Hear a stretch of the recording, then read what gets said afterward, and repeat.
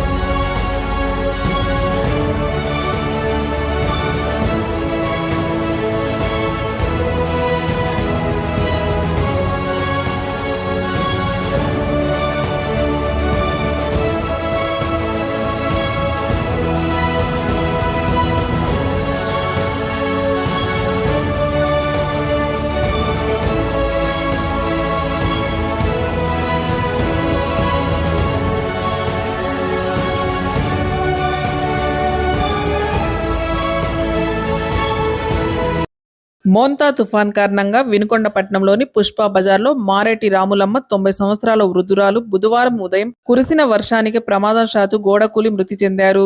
సమాచారం తెలుసుకున్న చీఫ్ జీవి ఆంజనేయులు వృద్ధురాలి మృతదేహాన్ని సందర్శించి నివాళులర్పించారు. మృతురాలి కుటుంబ సభ్యులకు ప్రగాఢ సానుభూతి తెలిపారు.